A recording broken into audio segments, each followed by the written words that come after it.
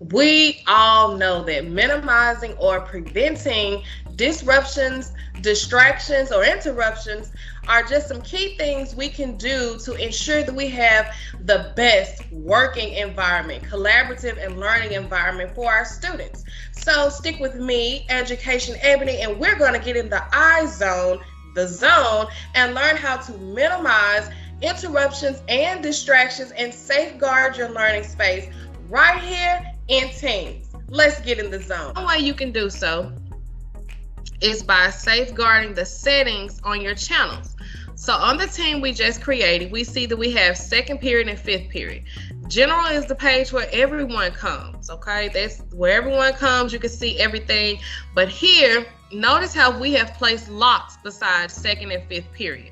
Okay, those locks allow only specific students at specific times to enter this particular classroom unless you invite them. But let's take a look at other ways to safeguard our students or safeguard our classrooms and minimize disruptions. Okay, so if we go by the logo E1, look right underneath, you're going to see English 1. We'll click the three dots, more options. Okay, we're going to add a channel. Let's say this is going to be your sixth period English. So one way to minimize distractions or interruptions, I make sure that I put a clear description in the box. This is for sixth period students only. The channel name is clear. It's for sixth period. It's for English 1. There's no question about that. Also, I'm going to go down to my privacy. Okay, privacy. Together, we have already made private channels, which are accessible to specific people. That's the channels with the locks beside it. But let's say you wanted to keep standard privacy. Okay.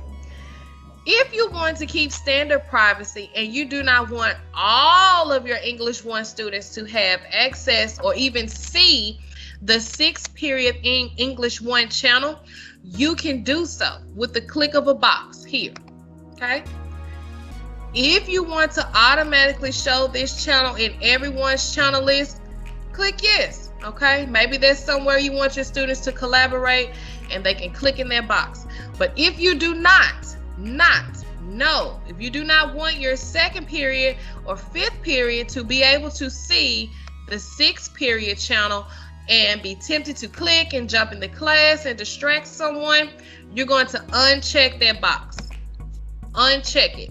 Only sixth period and the students assigned to that will be able to see that particular class, and you didn't even have to make it private.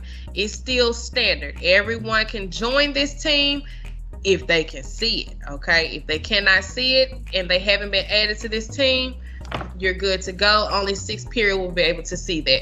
Now that we have safeguarded those parameters, I'm going to click add.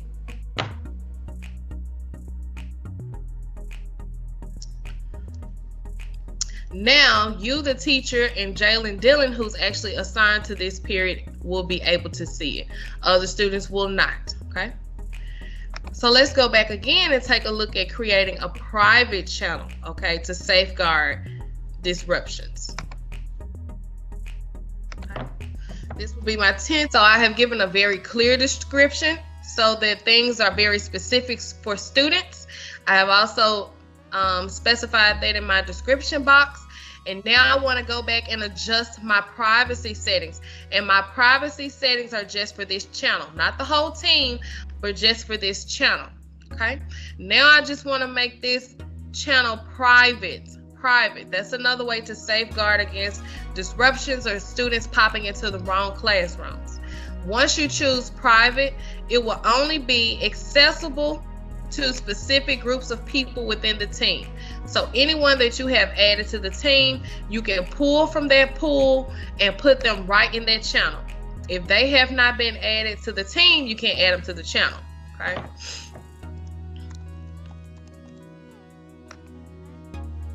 I found my student that I want to add to this channel.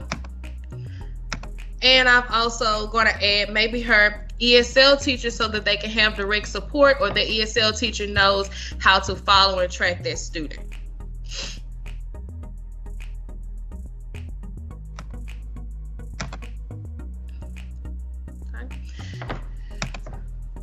Now, if you want to set parameters for the entire team, not just the channel, you're going to go to English 1, right under the logo, and click the 3 ellipses where it says more options.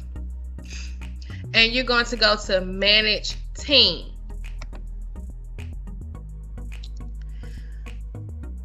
Manage Team. The first thing that I do is make sure I look at the role. ROLE, right over to the right. All owners should only be teachers. That keeps students from changing things around or changing settings. They won't even have the access to do so. They'll be restricted. The next thing that I do is I go to the very top and I'm going to choose Settings. Okay, we're going to click on Settings. Within these settings, you have quite a few ways to restrict students, okay? So let's take a look at member permissions, enable channel creations, adding apps, and more. I always make it as though I, myself, the owner, I'm the only one that can delete messages, give options to delete messages, and those sorts of things. You can go through these settings to help you with safeguarding your students.